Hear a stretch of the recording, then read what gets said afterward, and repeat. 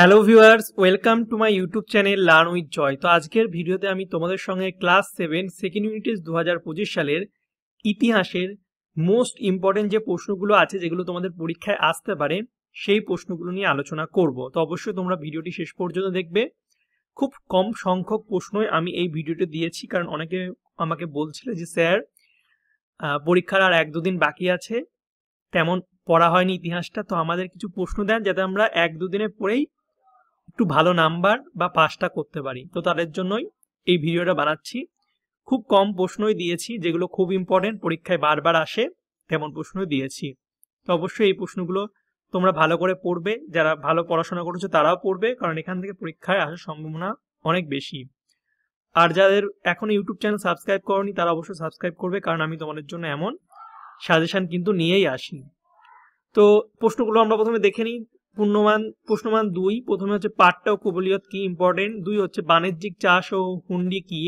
3 হচ্ছে জাপ্তি ইকতা ও ইকতাদার কি। 4 হচ্ছে জিজিয়া ও সারাব কাদের বলা হয়। 5 ইউরোপীয় কোম্পানির কুঠিগুলি কেমন ছিল।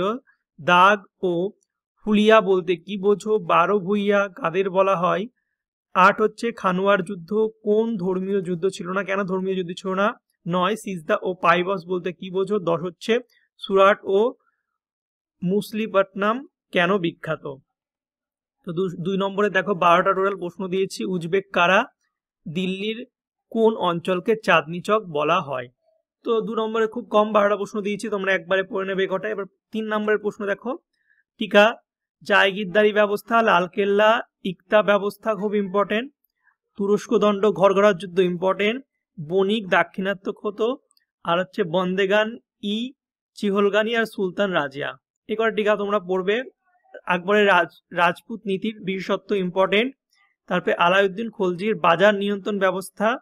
তারপর হচ্ছে ইলতুৎমিশের সামনে 3টি প্রধান সমস্যা কি ছিল। ইলতুৎমিশটা ইম্পর্টেন্ট। এরপরে মোগলরা কেন নিজেদের বাদশাহ বলতো, আর আলাউদ্দিন খলজি কিভাবে মোগল আক্রমণের মোকাবিলা করেছিল। আর 7 নম্বর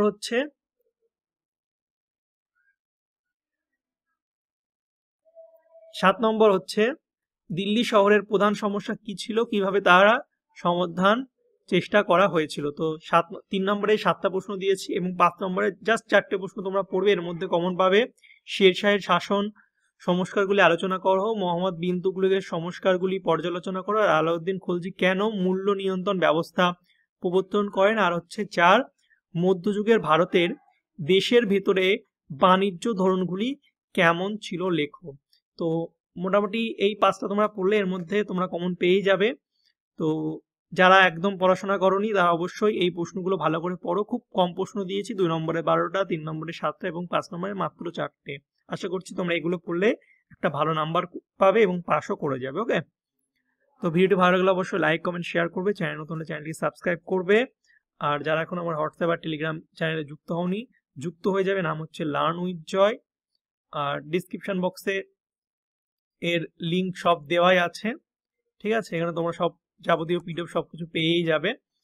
চলো বাই, দেখাবে তোমাদের সঙ্গে পরের একটা ভিডিওতে। Thank you for watching my videos.